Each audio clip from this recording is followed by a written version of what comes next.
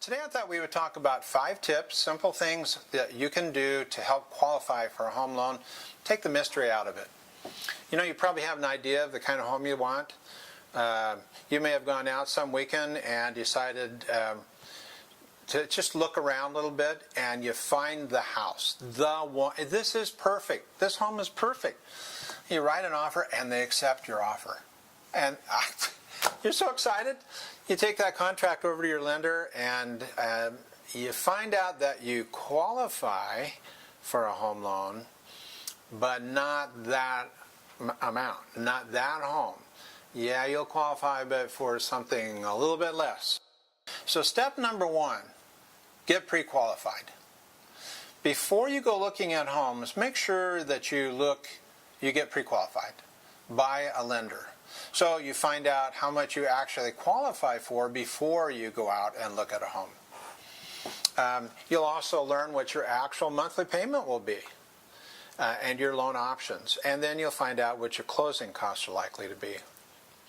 And lastly, and the fun part for me anyway, is when we know how much you qualify for, I'll print out the list of homes that you actually could buy and say, okay, here you go. Here's the list of homes that you could qualify for. Any one of these you could buy. Any one of them.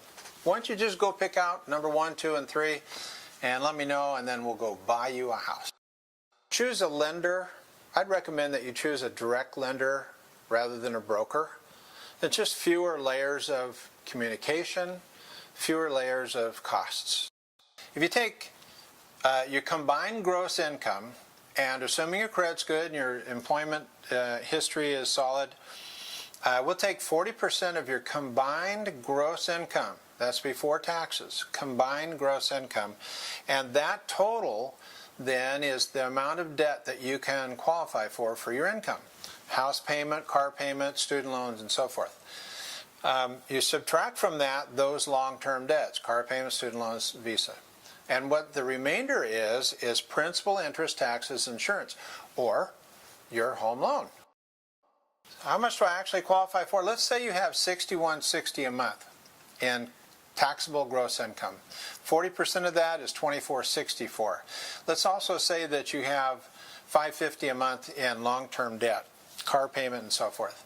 You subtract that long-term debt from the $24.64, and you end up with $19.14, or your actual house payment. Principal and interest, taxes, insurance, PITI.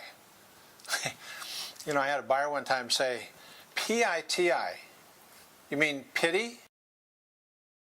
Well, is there anything I can do about my debt to qualify?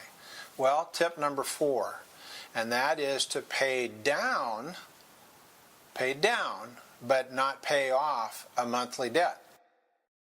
Say you have a car payment that's $375 a month, and you have 18 payments left.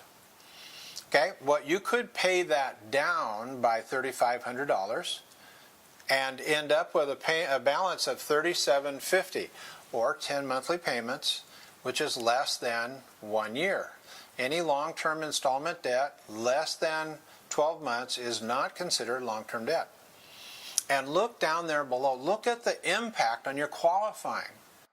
But by employing that kind of a trick or some other little things that we know about in the industry, you can increase your qualifying by $78,500 in that example.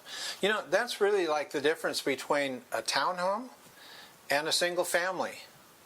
It may be the difference between a 3-bedroom and a 4-bedroom, or a home with a pool versus one without one. $78,500. That buys a lot of home.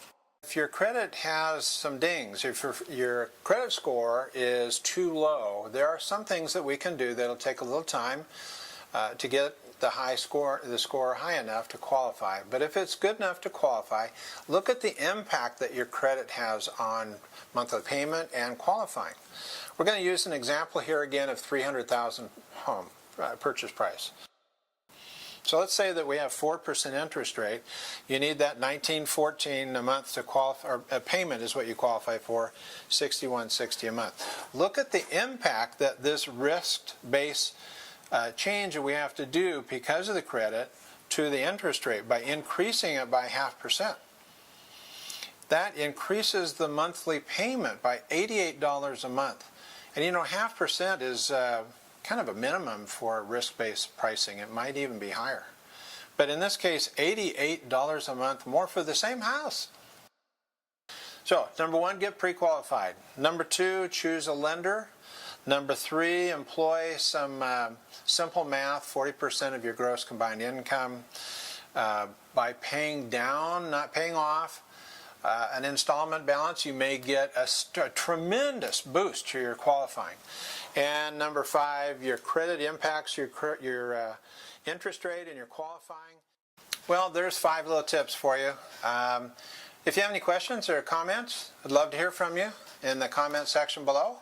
Or you can subscribe to Your Home 411 and get your own automatic emails with the newest posts. We talk about how to stage your home, how to reduce your house payment, how to fix things, anything to improve the enjoyment of your home and make it more affordable.